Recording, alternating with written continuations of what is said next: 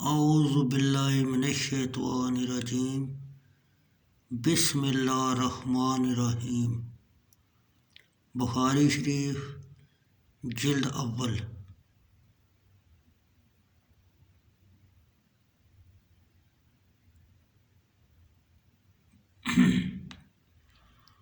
باب نمبر 303 مسجد نبوی کی تعمیر کا بیان۔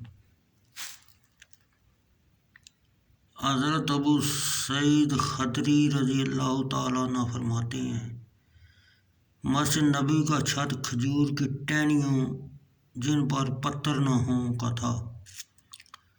حضرت عمر فاروق رضی اللہ تعالیٰ عنہ نے مسجد نبوی کی تعمیر کا حکم دیا اور فرمایا، میں لوگوں کو بارش سے محفوظ کرنا چاہتا ہوں، اور تعمیر کرنے والوں کو فرمایا، مسجد میں سرخ رنگ یا زرد رنگ کرنے سے اجتناب کرنا، کیونکہ اس سے لوگ فتنہ میں پڑ جائیں گے۔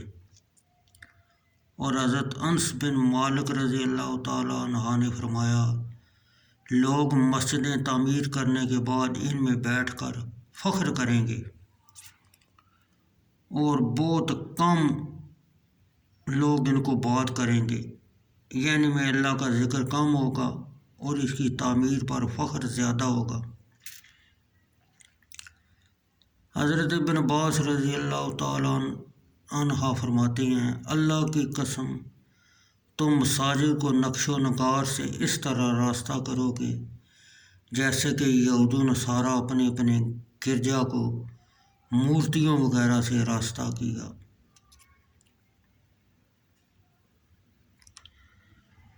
بخاری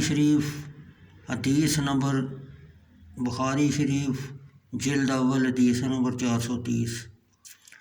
حضرت عبداللہ بن عمر رضی اللہ تعالیٰ عنہ راوی ہیں، رسول اللہ صلی اللہ علیہ وسلم کے زمانہ میں مسجد نبوی کچی اینٹوں سے بنی ہوئی تھی، اور اس کا چھت کھجور کی ٹہنیوں اور اس کے ستون کھجور کی موٹی لکڑی کے تھے۔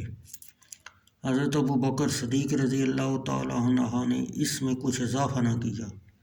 ہاں، عمر فاروق رضی اللہ تعالیٰ عنہ نے اس کے طول و عرض میں توسیع فرمائی، لیکن حالات یعنی کچی اینٹ اور کھجور کی ٹہنیوں کے ساتھ ہی مسجد کو تعمیر کیا، جیسا کہ رسول اللہ صلی اللہ علیہ وسلم کے زمانہ اقدس میں تعمیر ہوئی تھی، اور بوجہ خرابی ستون